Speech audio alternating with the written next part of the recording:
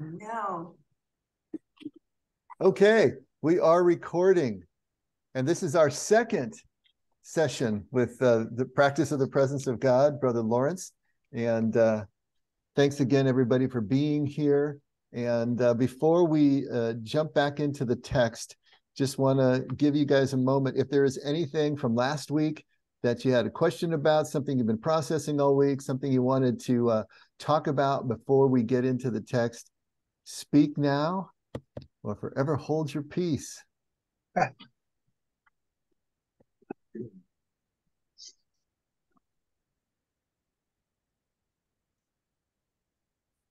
One ringy dingy, two ringy dingy. Okay, good.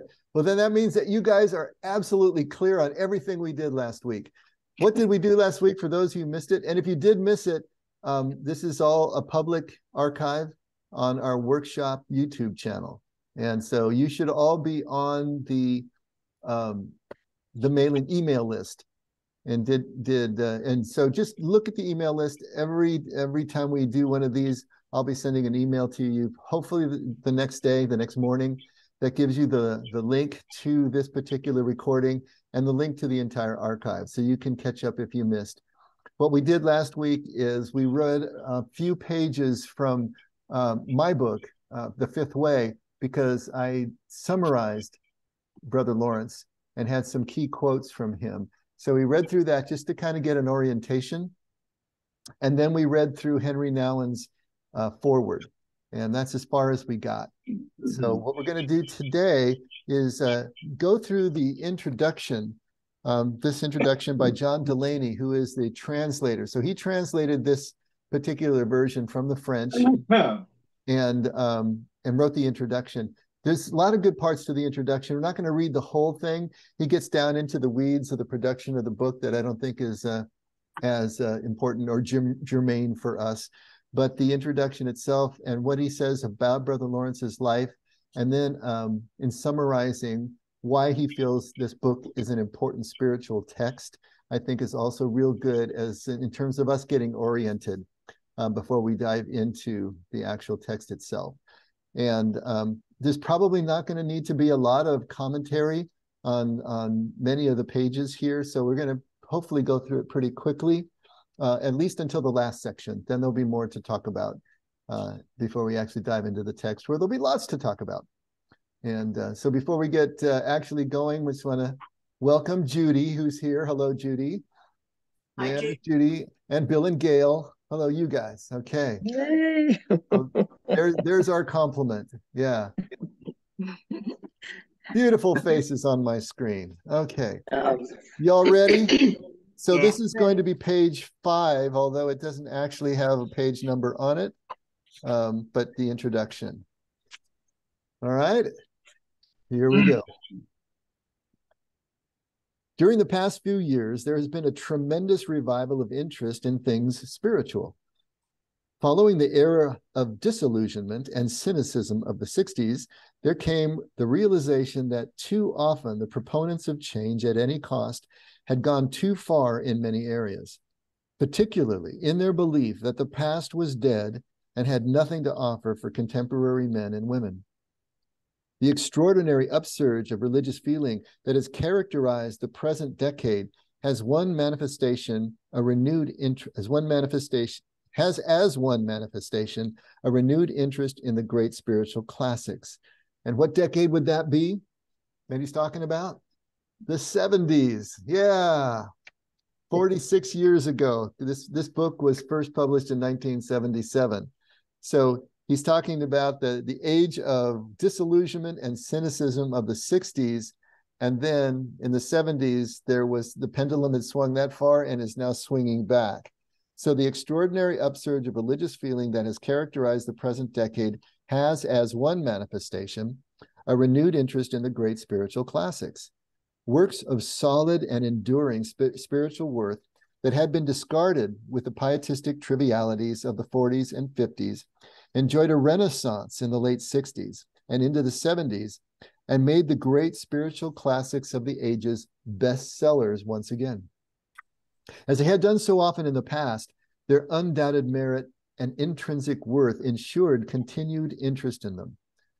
This new appreciation of the worth and role in present-day life of the great spiritual classics extended not only to the giants of spiritual literature, but also to other spiritual writers whose works had a message for 20th century seekers of spirituality. And this little volume of Brother Lawrence of the Resurrection deserves an honored place in any such listing. Published originally at the end of the 17th century, the practice of the presence of God has endured for almost 3 centuries and today is more widely read than ever. Though by no means to be ranked with the giants of spirituality, such as Augustine's Confessions or the great mystical classics of Teresa of Avila and John of the Cross, it has nevertheless firmly ensconced itself in that enduring body of spiritual works with which Christianity has been blessed over the centuries. It has now acquired the status of a minor spiritual classic that has been of great help to many in their quest for spiritual perfection. It has achieved this honored status in spite of the curious chain of circumstances in which it became enmeshed at its publication and which effectively cut it off from a large portion of the Christian world. We will discuss this later in this introduction. And of course, that's the part we're going to skip because it really gets into the weeds. Suffice it to say here that the practice of the presence of God deserves the present high regard in which it is held and is worthy of consideration by anyone interested in advancing his or her spiritual life. Particularly to be stressed is that these words of spiritual wisdom did not emanate from a theoretician in an ivory tower. Everything in the practice is based on the actual experiences of Brother Lawrence. From the dark despair he endured in his first decade of his life in religion with the Carmelites. I must tell you, though, here's a quote from Brother Lawrence, I must tell you, though, that during the first 10 years, I endured great suffering.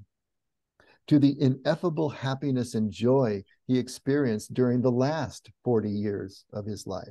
Another quote, I suddenly found myself changed, and my soul, which up till then was always disturbed, experienced a profound interior peace. I find that quote really interesting because he's basically saying his entire life up to this point, his soul was always disturbed until he found this profound interior peace. I mean, how many of us does this describe? That we're kind of always in a state of some sort of anxiety, some sort of disturbance, some sort of knowing that something isn't right. We're just not at peace. We don't fit in. We don't feel right about life and our place in it. I mean, I don't know if that describes any of you, but I can sure tell you it described me. There was a 20-year period from my late teens until really my early 40s. So it's more than 20 years where I could completely relate to what he's talking about. And so for him, there was this need to find this connection, and he was able to find it. Did I cut somebody off?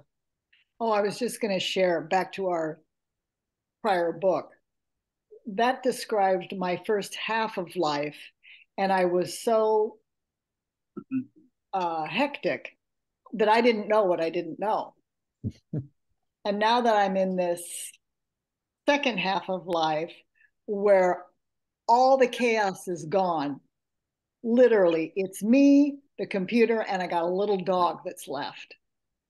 And so the quietness has illuminated the yakety yak that I've had to lean and rely on our contemplative prayer sessions, what a gift that is, to be able to take that time to quiet the mind. And then it becomes, at least what has happened for me, it's an exercise of knowing that I can quiet enough that I'm not being bantered by the chaos. Mm-hmm. That's a great description of it, Julie. And it's obviously my experience as well. Anyone else want to throw in on this particular subject? Anybody still in the state of disturbance that you would want to out yourself? Okay, Bill. Not that bad.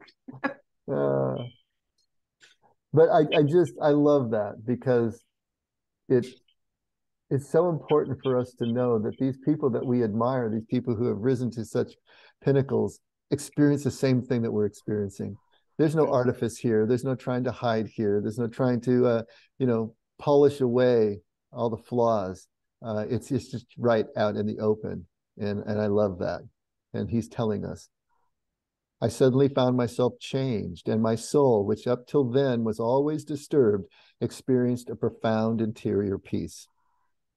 How he was able to turn his despair to peace and happiness through the practice of the presence of God, and how that presence can be achieved, is the basic theme of all of his writing. Conversations, letters, and maxims. Union with God, of course, is what all believers constantly seek.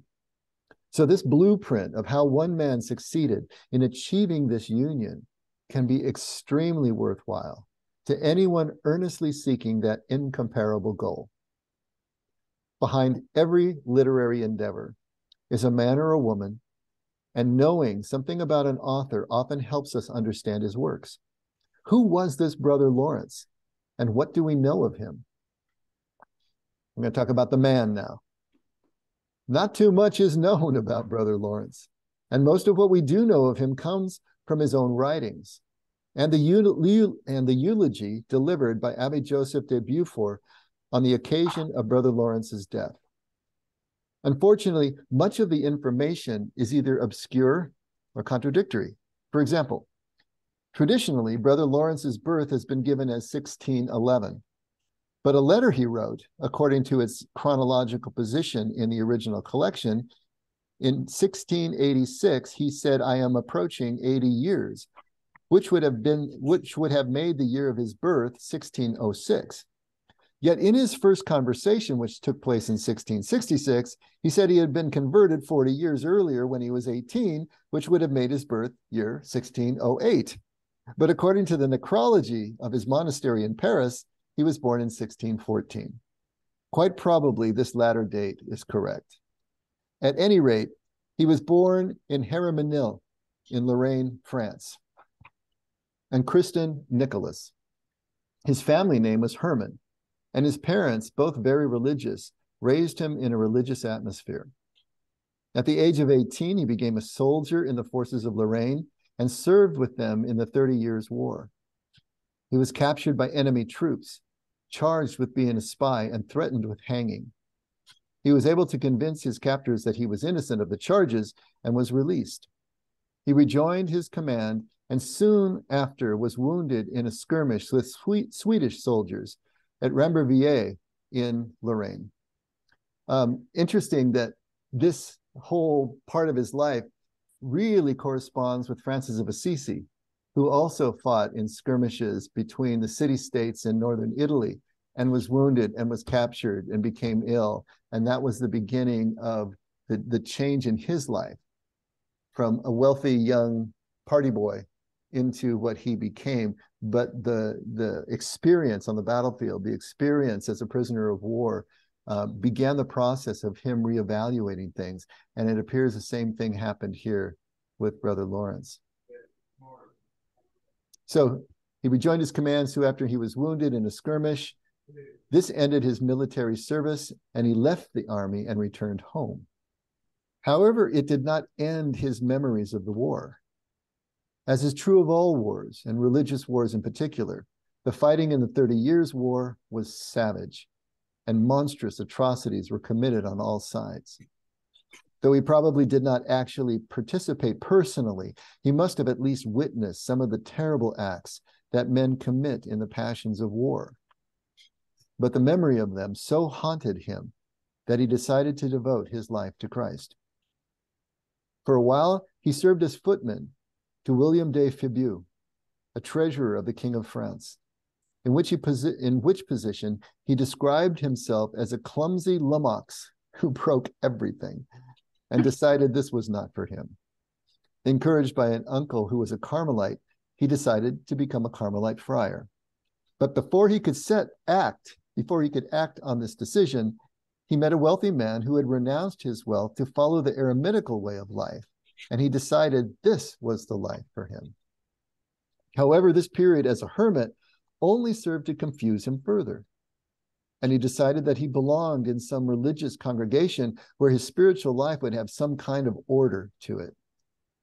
He went to Paris and applied for admission as a lay brother at the monastery of the Decalced Carmelites on Rue de Beauregard. So Decalced literally means shoeless. So these were Carmelite monks who went around barefoot as a sign of their poverty and their humility. He was accepted, given the name Brother Lawrence of the Resurrection, and 2 years later, in 1642, he professed. He took his first vows. He was assigned menial tasks by his superiors, serving in the kitchen for many years. And when a painful chronic gout developed into an ulcerated leg that forced him to walk with a pronounced limp, he was transferred to the shoe repair shop. He accepted all assignments, however lowly, uncomplainingly, and with high good spirits. As the years passed, he acquired a reputation for holiness that spread far beyond the monastery's walls. He early had a great devotion to Mary and the Blessed Sacrament. But as he recounts in his 5th letter, his first decade in religious life was years of spiritual anguish. Slowly, painfully, he advanced in the spiritual life until suddenly one day he experienced a most profound peace. A peace that was to be his for the rest of his life as he experienced and practiced the presence of God in this world. Of humble mien, he lived in the greatest simplicity.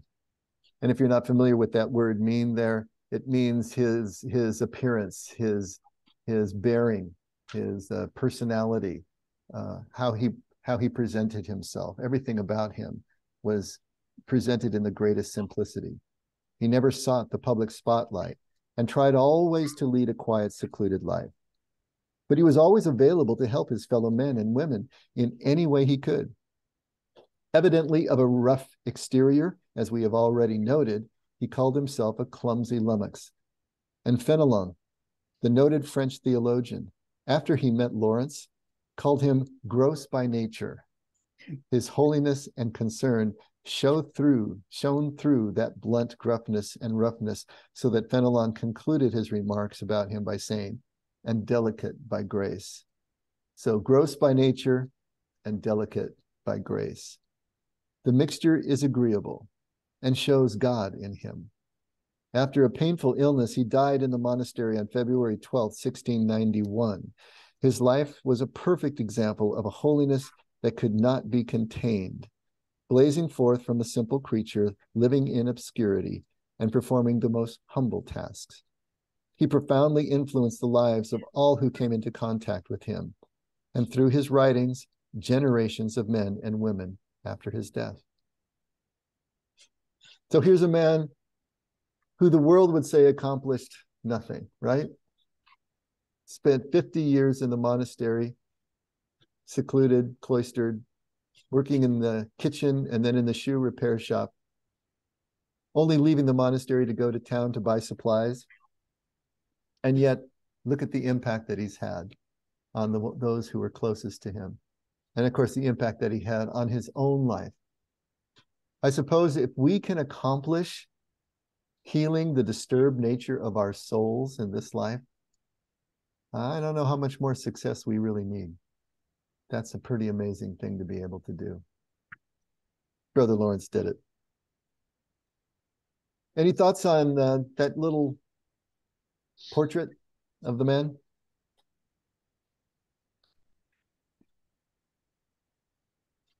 I want to read just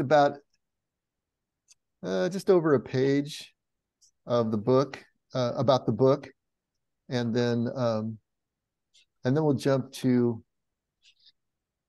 his just kind of a little bit of analysis on the book itself, the content of the book.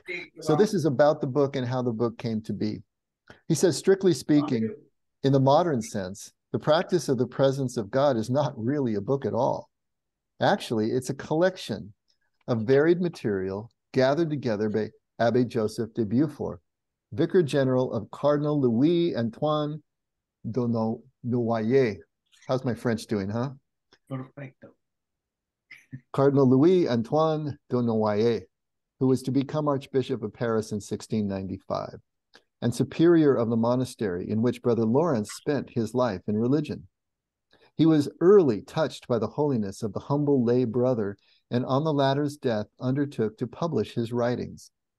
Unfortunately, Brother Lawrence wrote little and destroyed much of what he wrote because he felt it unworthy. There's a guy, right?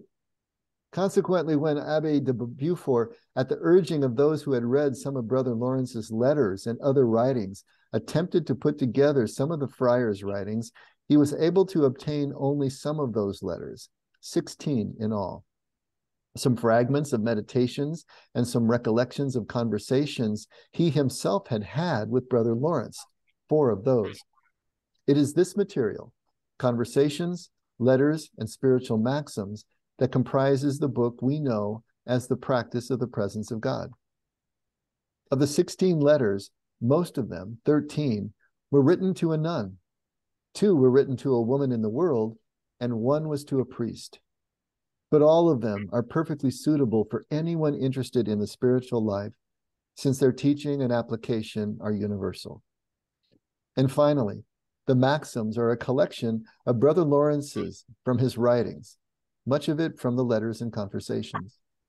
The reader will see at once material in the maxims from the letters and the conversations. As originally published, the spiritual maxims and letters appeared first and in that order. The conversations were published in a second volume, as explained below. However, I have felt it advisable to rearrange the order of the writings into conversations, letters, and spiritual maxims, as reading them in this sequence seems the best way to learn Brother Lawrence's practice of the presence of God and his spiritual advice. It seems particularly apt to conclude the volume with the spiritual maxims, since they really constitute a summing up of Brother Lawrence's teaching. And as we have already indicated, much of the material is drawn from the conversations and the letters. We mentioned earlier that almost immediately on publication, the practice was suspect by a goodly portion of Christianity. This unhappy state of affairs came about through no fault of Brother Lawrence's, but did result in a disinterest by most of Brother Lawrence's co-religionists, the Catholics. That such an attitude should develop toward the writings of a man who unquestionably and unhesitatingly accepted the edicts of his superiors and his church, and was a member of one of the most stalwart religious orders in that church, is one of those ironies of history. And here's how it came about. Now, we're not going to go into that right now, but the whole point of the controversy is that because of the way that this was published and the time that it was published, it was connected with a eventually deemed heretical movement called Quietism that came out of Spain and was all the rage in France for a time in the 17th century. Eventually, the church put it down, branded it as heretical, and did what they do to heretics, right? But since it got branded kind of guilt by association with Quietism, it was put aside by much of French Catholics and European Catholics for a time until it had its resurgence later on. And if you're wondering what Quietism is, let's read this last paragraph starting on page 11 and just see what happens when a mystical movement goes too far to one side. This is why we keep talking about how the truth is not at the extremes, but always in a balanced or sacred middle. When you take anything and you pull it too far to one side, it gets all out of balance. And this little paragraph that's just going to talk about, kind of give you an overview of what Quietism was really all about, obviously starting from a contemplative and a mystical place, but going too far, you can see what we're talking about here. So that last paragraph, both collections by Abbe de Beaufort were published at the time of Quietist, man, I'm having problems today. Both collections by Abbe de Beaufort were published at the time the Quietist controversy was raging in Europe, and particularly in France. According to the tenets of Quietism, perfection is to be achieved by complete passivity of the soul before God, and the absorption of the individual in the divine love. So far, so good, right? So complete is this absorption that the will is totally annihilated and all effort or desire for effort ceases. Consequently, the individual cares for neither heaven nor hell, nor his salvation, has no desire for virtue, love of Christ, or adoration of the divine persons, and makes such outward signs as acts of mortification, almsgiving, and confession unnecessary. One further most important corollary of this teaching is that once an individual has achieved the state of passivity, sin is impossible. He or she may be compelled by the devil to commit actions that are sinful in others, but since the will has been completely annihilated, they are not sins for him or her. How convenient, huh? But isn't it interesting how something that starts with wanting to completely immerse yourself and become lost in the presence and the love of God can end up where this paragraph ends up, in a movement that is not seeking balance, is not accountable in some way, right? So this was what was going on in France. Brother Lawrence's work comes out and becomes identified with, connected with the Quietist movement, and so is discounted by much of Catholicism for decades at least. Okay, let's move forward to page 14.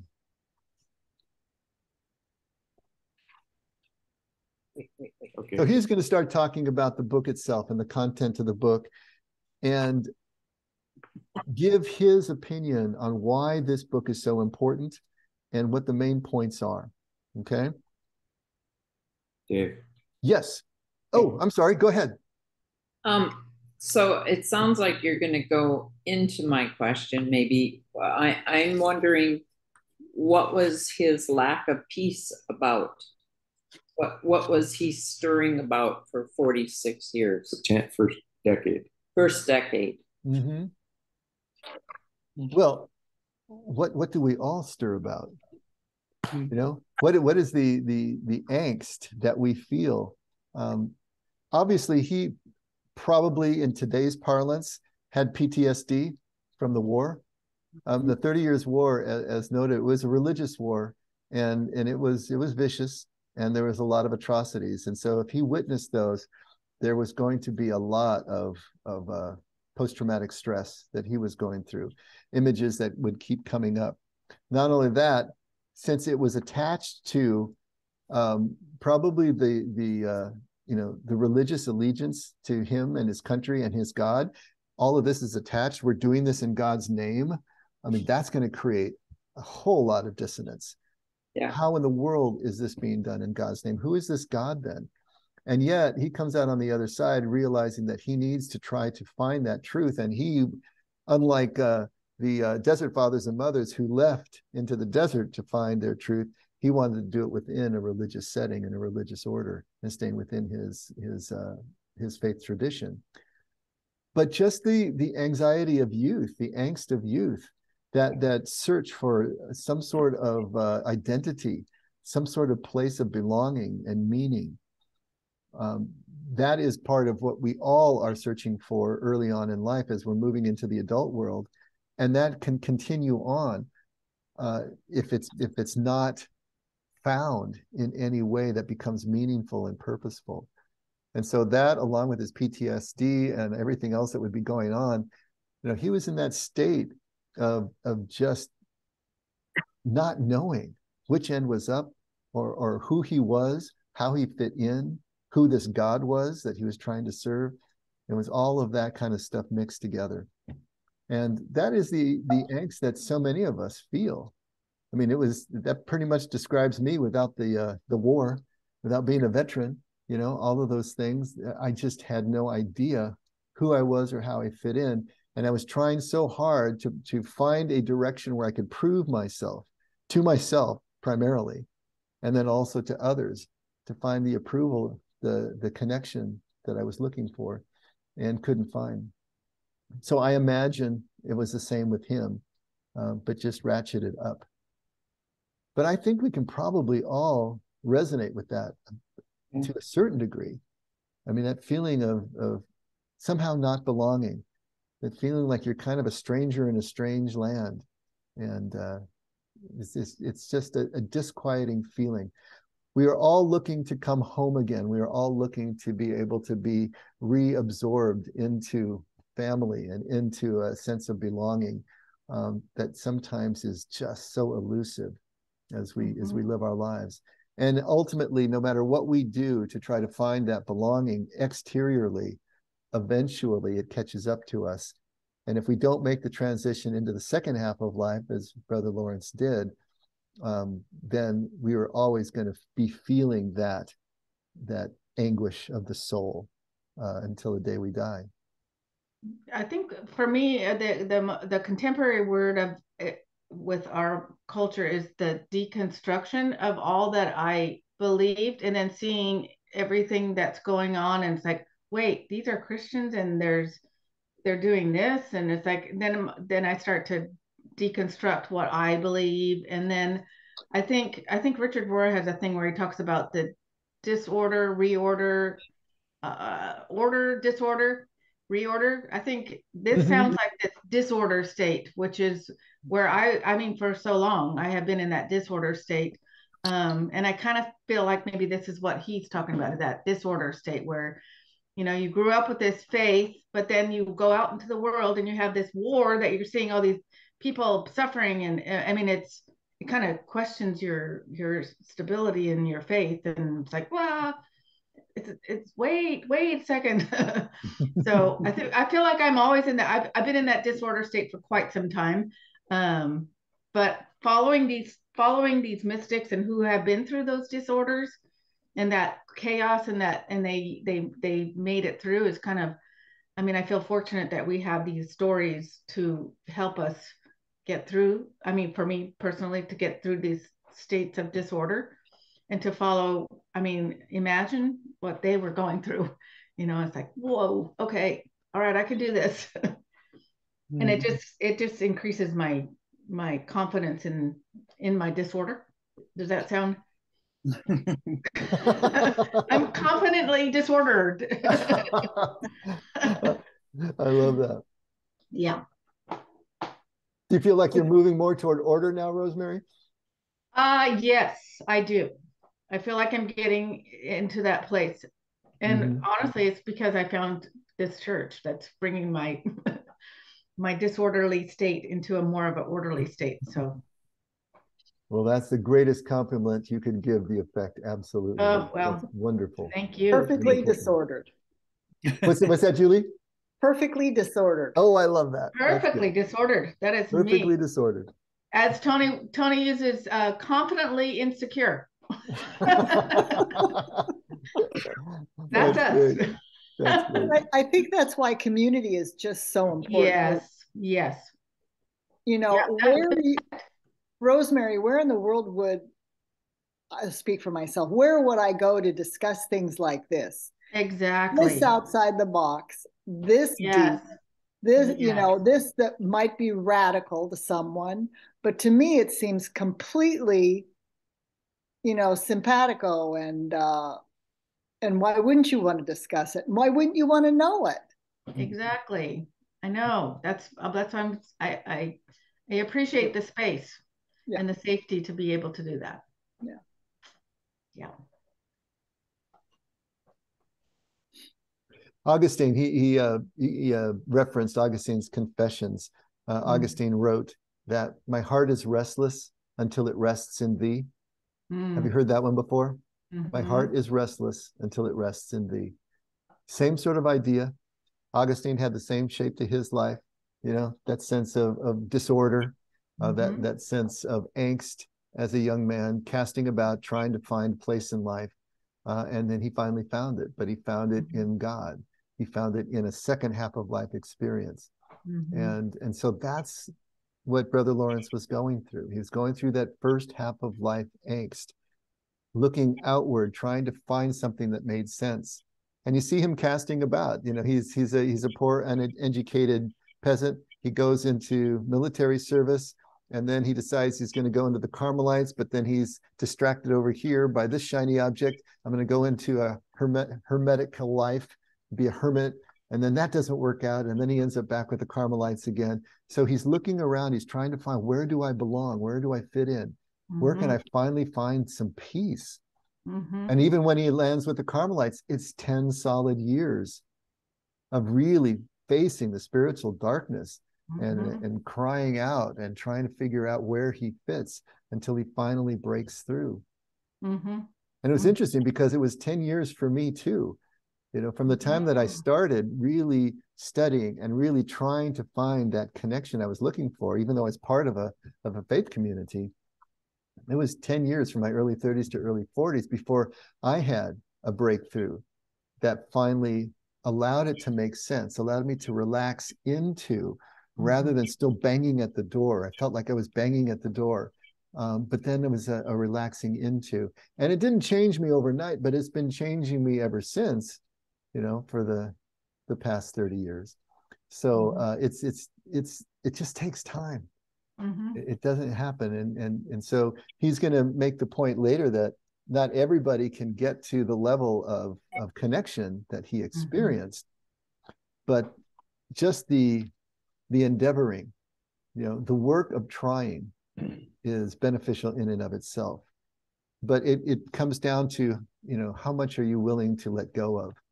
And since he started as a poor peasant, he had less to let go of than some of us who are wealthier. And we get back to Jesus and the eye of the needle, right? And that whole thing. It's harder for us who have more to give away or more to lose or more that we rely on. And so, I mean, I'm certainly not at the level of a Brother Lawrence at all. I'm not trying to make that comparison. But I can say the shape is similar. And I recognize that as I read Brother Lawrence.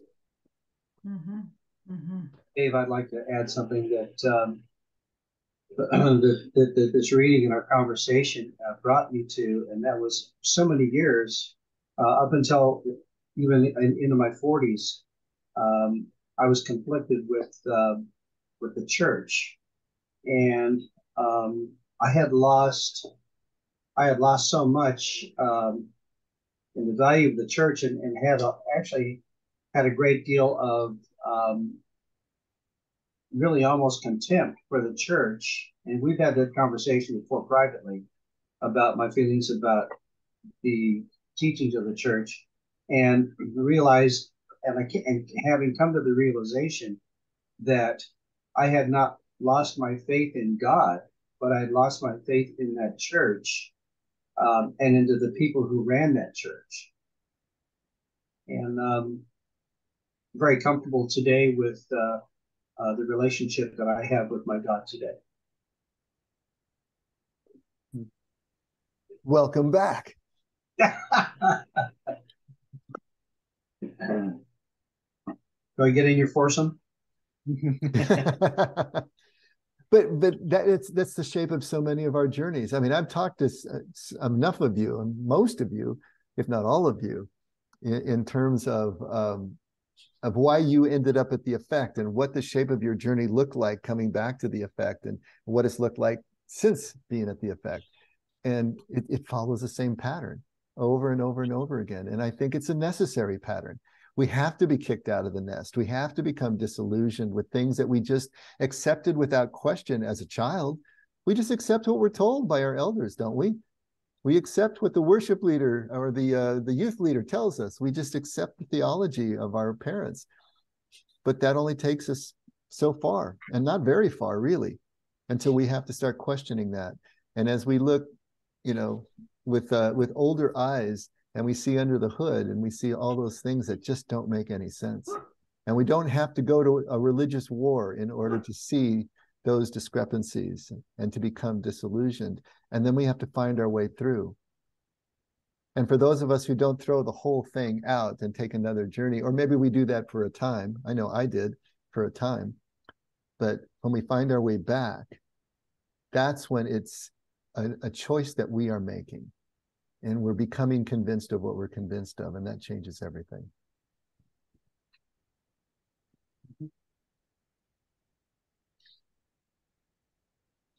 Well, okay, let's read a little bit more. Let's see what John Delaney has to say about the content here. So at the bottom of page 14, the practice of the presence of God. As we have previously indicated, the practice of the presence of God is not a book in the sense that the author sat down and produced an ordered presentation of his thoughts on the spiritual life. Since it is a collection of only those writings that were available after Brother Lawrence's death, it is all the flaws of such a collection. Rambling in places, repetitious, sometimes contradictory in factual matters, and often failing to develop a thought, just as the reader's attention is most engrossed and wants further insights. I love that. Kind of reminds me of William, how his train gets derailed from time to time. It's like, oh man, I wanted to hear what you were going to say. And he lost it. So we're going to see the same thing in Brother Lawrence, which is just another beautiful sign of his humanity, right? But despite such shortcomings, there is a strength and a surprising unity and always spiritual guidance that justifies its inclusion among the classic works of spirituality. Further, it has in common with all literary works of lasting value, a timelessness that makes it as relevant and rewarding today as it was 300 years ago. And I dare say it will be just as relevant and rewarding 3 centuries from now. It seems to me the reason for this is essentially threefold. First and foremost, it is the author's simplicity of style. Brother Lawrence was neither an intellectual nor a litterateur. What he had to say, he said simply and forthrightly and with little finesse, often with a telling bluntness. In a letter to a nun, he says, "You are not the only one to be troubled with wandering thoughts." And again, to a woman in the world, he wrote, "We have little time to live. You are almost 65, and I am approaching 80. In another letter, he bluntly advises a nun, "Be satisfied with the state God has designated for you." And one more quotation. "Practice It's," a book he had sent her, "teaching in your old age. It is better late than never." The entire work is characterized by a straightforwardness and simplicity devoid of the literary flourishes that often date a work, and in later times cause it to fall into the limbo of forgotten books. Lawrence's style is understandable to anyone, anywhere, anytime. And what does that remind you of? All the Desert Fathers and Mothers works, right?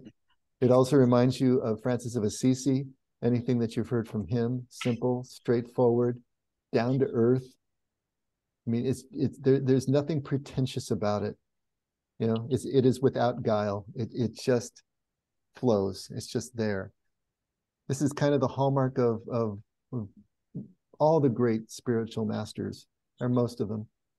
Jesus was very simple, very poetic, sometimes hard to understand because of the metaphor and the figures of speech, but always close to the earth, always using images that are common in everyday life. And so I love that about Brother Lawrence and about all the rest. Simple. Simplicity, one of the 4 S's, right? Mm-hmm. Second, and as a consequence of this simplicity, is the fact that the author comes through in the writings. The author comes through in the writings so that the reader gets to know the man behind the letters, the conversations, the maxims. Here is a plain, humble, unassuming man, beset by the difficulties we all have to endure, struggling to find his way through life, stumbling and falling, but managing always to right himself, and above all, keeping firmly before him through all his vicissitudes, the final goal of life, knowing and loving God, so that he may be worthy of celestial union with him in eternity. And therein lies the third of my reasons for Brother Lawrence's universal appeal. Here is a man who has found a way to be always in the presence of God. We feel it, and we know this is so as we read his words. Without pretension or flourish, he shows us his way. And we see it unfold as we read how he has succeeded in acquiring and practicing continually this presence of God. Nothing inspires and teaches like example. And these pages are alive with one man's experience in achieving the spiritual life that we all long for. Here is not a theoretical treatise, but a practical guide by one who has lived every word of it. The teaching of this humble friar is to be found in the following pages, so I do not propose to discourse it on any length. Indeed, since the compass of this work is so relatively short, it would be presumptuous on my part to tell the reader what he or she is about to read.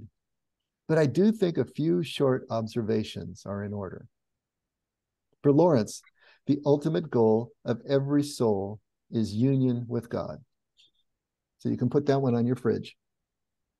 For Lawrence, the ultimate goal of every soul is union with God. It was just yesterday, I think, someone asked, what is our purpose here on earth? Well, for Lawrence, it would be union with God. That would be our purpose here, what we're striving to do. Now, to be able to do that, there's a whole lot of descending that needs to happen, right? A whole lot of stripping away of the stuff that keeps us apart from one another. But for Lawrence, the ultimate goal of every soul is union with God.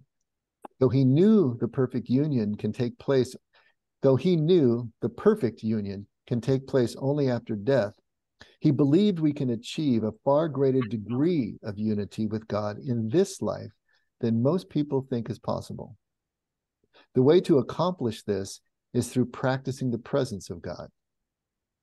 To achieve the presence of God is no easy task, and the path is strewn with numerous pitfalls and constant difficulty. Consequently, we must labor constantly and exert every effort at all times to effect this happy state. To do so, two things are essential. The first of these is to abandon oneself completely to God. Over and over again in his letters and conversations, he stresses the importance of complete trust and confidence in God's goodness and mercy. We must trust God once and for all and abandon ourselves to him alone.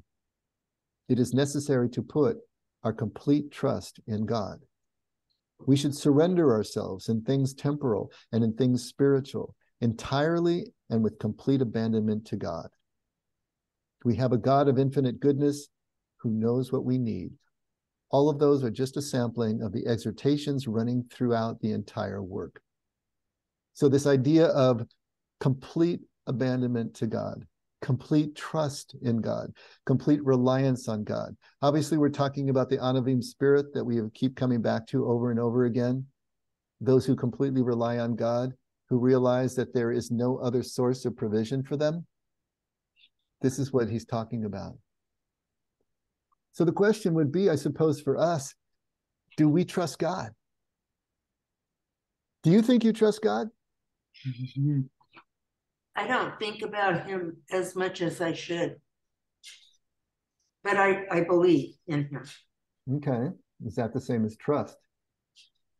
And do you trust God? Yeah, I do. Okay. Linda says yes. What do you all say? I say I'm trying.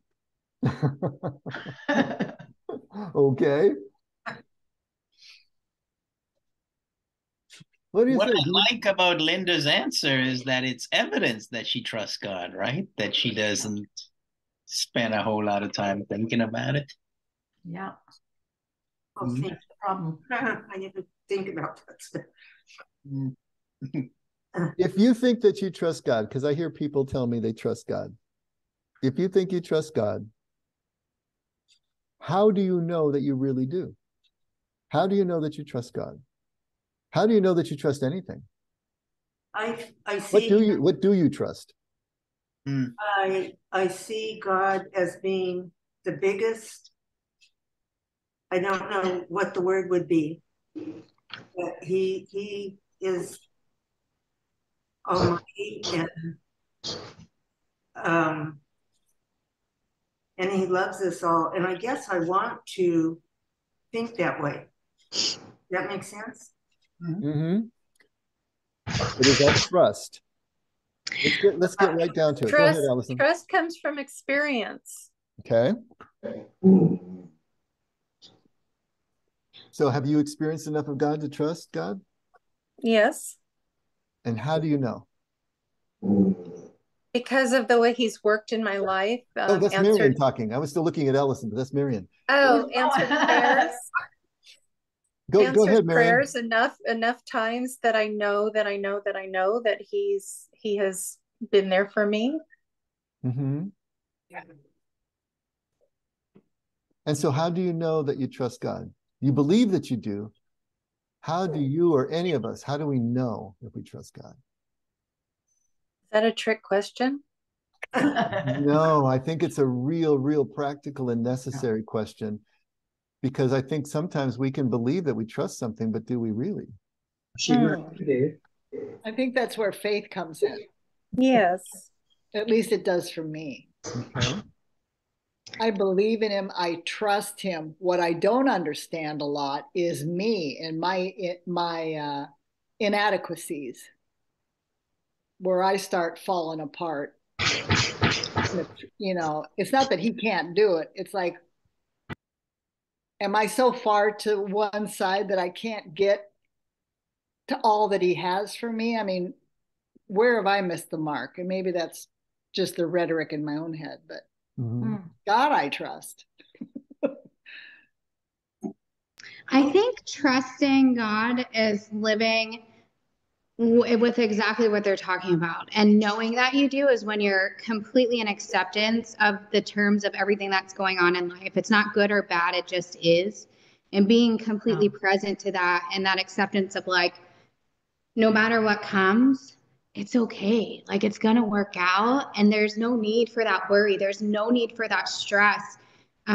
Because no matter what, it's not good or bad. It just is. And we talked about that last week a little bit on like God is everything. I think I wrote that down. He's in the good moments. He's in the bad moments, and trusting in him is being able to stay calm and being able to stay present and feel pain, to feel joy, to feel anxiety, to feel hurt and shame and all these things, and be okay with it. I think that's like a true trust of like, I trust you. I trust this moment, and just going with the flow and being in flow. So that's what I feel trusting God is.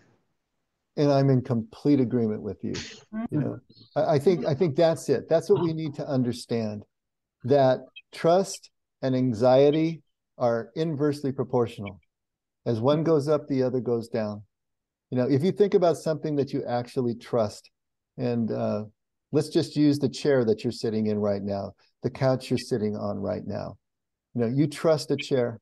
Why? Because in your experience, as Allison said, it's experiential. Chairs don't break under your weight. OSHA makes sure that the manufacturer produces a chair that's going to hold your weight. And so you sit in the chair. You don't even think about it. You just sit down in the chair. Now, if a chair breaks underneath you, then you're going to be testing chairs for the next few times at bat until you start to trust chairs again, right? But you don't think about the chair. You just sit in it. There is zero anxiety in sitting down in a chair because you trust that the chair is going to hold you up. Now, that's a trivial example, but I think hopefully it gets the point across. The things that we trust are the things that we don't worry about, stress about, we're anxious over. They don't keep us up at night worrying because we trust them. We can tell a friend that we trust to meet us next Tuesday at a such and such place at such and such time, and we're not texting them all week to make sure that they remember. We're not texting them on the way there. We just know. We don't worry about them. And so it's the same thing with God. If we really trust God, what is the anxiety and stress level in your life? Kind of exactly what Allison is saying.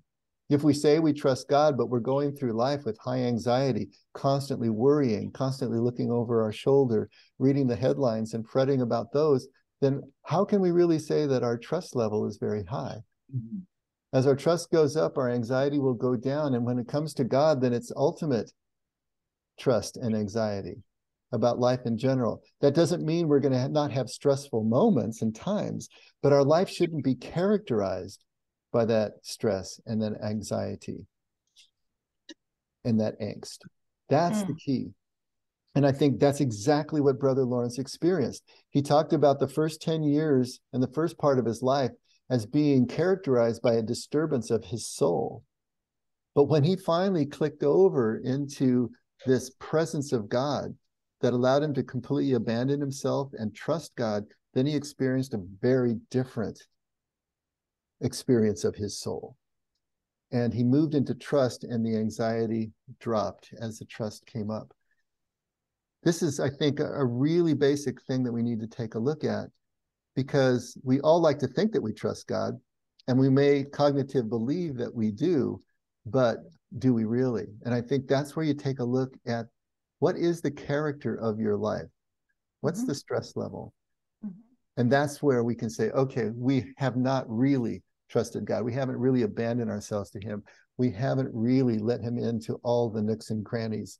And we're still trying to manage this on our own, trying to control things on our own. And that's where the stress comes from. And the lack of trust is exhibited. So I think that's it in a nutshell. But I think it's important for us to understand this is what he's talking about, that kind of full abandonment and trust that takes the stress out. Sorry, I like how you really summarize it, Dave, because on what everybody's been saying as it relates to experience, and then how you were able to bring in the idea of worry and anxiety, because it's when those things rise that somehow your trust level then seems to go down. And as y'all were talking, it reminded me of a song that I remember writing. I guess it was a heated moment of anxiety and worry, and it was almost like, you know, talking to God and questioning him, but out of it came and some of the words, just to say some of the words was like, teach my heart to trust in you, Lord, in everything I do. Teach my heart to trust in you, oh Lord. And that's where it stems from, you know, how do I train my heart? How do I position myself to be in a place of not worry or anxiety, but to just trust you in every single thing that you do? Almost like you've got me in every single thing. But, you know, sometimes when anxiety rises, like you say, our trust level then tends to go down. Yep. And that's going to be the human condition. We're not going to be able to say, okay, now I trust and I'm going to do that 100% for the rest of my life. No, I mean, we're going to be oscillating all over the place. And there are going to be circumstances that hit us, that take us out. And that's just the way it is. But can we recover? Can we come back? Can we maintain a 51%, right? Always more than not, greater than lesser. Can we maintain a sense of that calmness that Allison was talking about? You know, that prayer life that Marion was talking about that characterizes our trust in God. Can we keep coming back to that place? And that's the key. Not that we're always there, but that we can recover and come back there. Yes. So it's a good thing to remember that he is always with us. And that's exactly what Lawrence is saying, Linda. Exactly.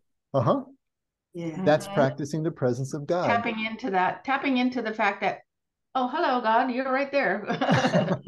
You're there with me. Okay, here I am. I like Proverbs 3, verses 5 and 6, where it says, trust in the Lord with all your heart, lean not on your own understanding, acknowledge me in all your ways, and I'll make your path straight. That's describes my faith life. I'm not successful at it 100% of the time. I like to say I trust him, and it's a nice thing to say, and it does make you feel good when you believe it yourself. But then you come up against a circumstance or situation which you know you got contrary teaching in God's word to, and do you trust him enough to do it the way God would have you do it, or do you strike out on your own? That's where we learn and we grow our faith. Yep. I need to remember that he's always there. I get off of thinking about it, you know? Yeah. And prayer and all that. I need to be cognizant of those and work with them. That's perfect, Linda. Yeah, because he's totally beautiful and good.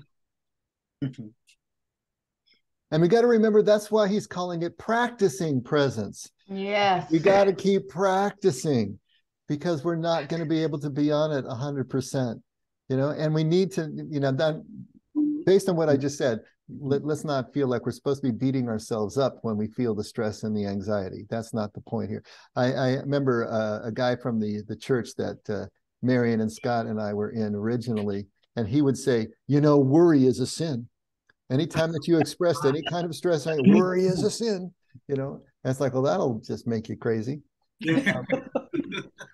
We are going to worry. We are going to stress. We are going to feel anxiety, and sometimes for really good reason. Okay? That's life. Life is going to blow us all over the place. Yeah. But it shouldn't characterize us. That's the key.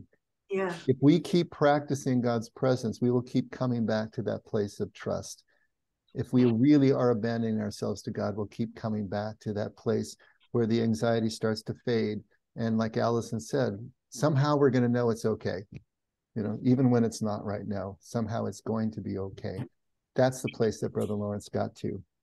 And that's the place that we all can to a certain level or degree if we keep practicing. I'm so grateful because I had so many horrific things happen in my growing up, seeing people, other people, the way they died, and they were part of, you know, they were my cousins and aunts, and I'm just glad. I don't know how I didn't just kind of flop over and give up. But I never have done that. And it's interesting. It's I believe, and I think that that's the whole thing. There has to be. Great. I really like on the bottom of page 16, Dave, where it says, the first of these is to abandon oneself completely to God. And that reminds me of something that we read last week. I believe it was in something that you read to us. And it admonishes us to abandon ourselves completely to God as we understand God. And that's how it's written to people in recovery from addiction. And here it is one more time. Mm-hmm. And when Brother Lawrence, I think it was Brother Lawrence, that said that, and maybe not Brother Lawrence, but it alluded to you can pray in words, but when your actions, you can make your actions become prayer in itself. Mm-hmm. And wow, I mean that's why that just jumped off the page at me one more time. Mm-hmm. It's amazing as you get sensitized to this message, you're going to see it everywhere, because there's only one truth, and everybody is experiencing the same truth, but expressing it differently. And so as we move deeper into this, you'll keep hearing the same message over and over again from Jesus, from Scripture, from the mystics, from other spiritual teachers, and even from golfers, you know. I got those in Golf is such an analogy for life, right? You're going to hear it over and over again, and so it's going to be there. But that's the point, you know. Get sensitized to the truth. Hear it even from places you don't expect to see it from, and that's going to be part of your practice of the presence of God, as everything becomes your teacher. As you see how things start repeating themselves. Marion is always talking about seeing repeated numbers and getting things in threes, you know, and that's what sensitizes you to a lot of what is going on around you. So it's all part of the practice of the presence, and it's going to look different in each one of us. We're not going to look the same as Brother Lawrence. There's going to be times when we really don't agree with his theology and philosophy and medieval Catholic attitudes, but beyond that and through that, we're going to see the commonality, and that's what we're searching for. So we need to get Chris and Anya to bed because it's getting late. So we're going to stop there, and then we'll pick up and finish the intro next week and probably dive into the first conversation. I'm sure we can do that. But be thinking about this. If there's any questions you have or anything you want to comment, write it down, bring it with you into the next session. And we always try to start with that kind of stuff. So it would be good to have discussions about whatever is rattling around in your noodle. All right. Can you okay. Can you tell me where we are in the book? Because I couldn't keep up with it. We'll talk about it later there, dear. I'll talk to you about it. Scotty, where are you? I don't see you. I'm right here, Chief. There you are. Okay, it's all yours, buddy. Father God, we're so grateful that you're here. You're always present. In our deepest despair, our greatest rejoicing, In every situation and circumstance of our life, you're always present. We're looking to be present to you, Lord. So any help you can send our way, we're eternally grateful for. We pray and we give thanks and we ask all this in Jesus' holy name. Amen. Amen. Amen. All right. Great discussion, everyone. Thank you so much. See you on Sunday and next Tuesday and Wednesday. All right. Good night, everybody. Good night. Everybody. Good night. Good night. Good night. Good night. Good night. Good night, Jerry. Good to see you, dear. Is everything going well over there? It's good to be seen. Everything going well over there? Next time I'll be able to tell you about my new granddaughter. You better have, if you can get any pictures, right off the bat, that would be Okay. great. Those are always the All best right. kind of shots. I love those. I do too. So it looks like you're having a good time over there, huh? I am. I've had the 5-year-old and the 8-year-old every day, and we've been having tea parties and coloring that's so good. and playing, and it's been fun. It's been Okay. fun. Fantastic. All right. Get some sleep. You got a big day tomorrow. Good Bye. night. Bye, Jordana. Bye, Linda. Bye. Talk to you guys soon. Yeah. Okay. Bye.